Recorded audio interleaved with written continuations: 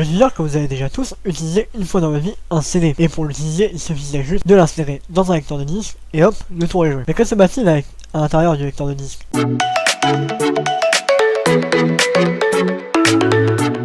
Avant de commencer, on va faire un petit point historique sur le CD. Le CD, c'est ce petit objet circulaire qui a un petit trou au milieu et qu'on utilise, qu'on voit assez souvent.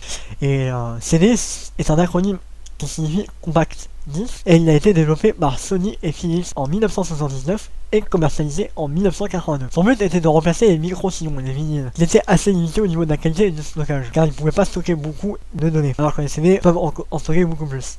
D'ailleurs, les CD ont remplacé quelque part les disquettes, qui étaient aussi des supports de stockage, où on pouvait y mettre de la musique. D'autres formes de CD sont utilisées pour les DVD, donc les DVD qui sont utilisés pour les jeux et les films par exemple, mais je vais pas rentrer dans les DVD puisqu'on va juste parler du CD pour cette vidéo. Avant de comprendre le mécanisme de lecture d'un CD, on va essayer de savoir de quoi est constitué le lecteur de CD. Et après ce schéma, on a le support de rotation pour déposer le CD et ainsi faire tourner. Pour l'histoire de la rotation, j'expliquerai ça juste après. Ensuite, il y a une diode laser qui émet un laser d'une longueur d'onde de 750 nanomètres. Pour expliquer brièvement ce que c'est la longueur d'onde, c'est parce que on caractérise la lumière visible et la lumière en général par une onde. Donc, c'est-à-dire que cette onde a une longueur, cette onde oscille, comme vous voyez sur le schéma, et on mesure la longueur entre chaque oscillation, ce qui correspond à la longueur d'onde, et donc on a une longueur de 750 nanomètres sur ce laser là, donc 750 nanomètres, on associe ça au spectre de la lumière visible, ça correspond à une couleur rouge, bien sûr 750 nanomètres d'estimation. Ensuite,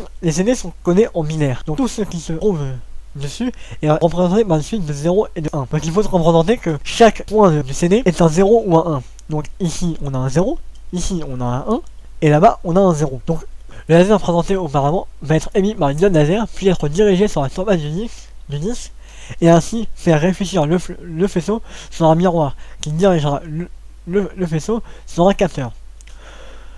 Pour ne pas rentrer trop dans les détails, le capteur de lumière, c'est lorsque le vaisseau laser a été réfléchi sur une surface contenant un 1 ou un 0. Donc il enregistre l'information que ça soit un 1 ou un 0. Et comme je disais auparavant, le CD est posé sur un plateau tournant, un plateau à rotation. Donc grâce à cette rotation, le capteur ne recevra pas qu'un seul 0 ou 1, il recevra une suite de 0 et de 1, puisque le faisceau laser touchera plusieurs surfaces différentes au fil du temps. Ainsi, il enregistrera plusieurs 0 et 1, ce qui constituera une suite de 0 et de 1, et en binaire c'est interprété comme une donnée, qui sera ainsi correctement lue par le lecteur, qui se transmettra à un autre appareil, comme un ordinateur par exemple. Donc voilà ce qui se passe concrètement lorsque un CD. J'ai pris l'exemple du CD pour expliquer la lecture et non pas d'un DVD, mais c'est quasiment le même principe à quelque chose près. Bien entendu, les complémentaires sont disponibles dans la description, vous pouvez aller la regarder, c'est bien plus détaillé, mais je vais expliquer brièvement comment ça fonctionne. J'espère que la vidéo vous aura plu, et sur ce, portez-vous bien, et à bientôt pour de nouveaux Kesatech.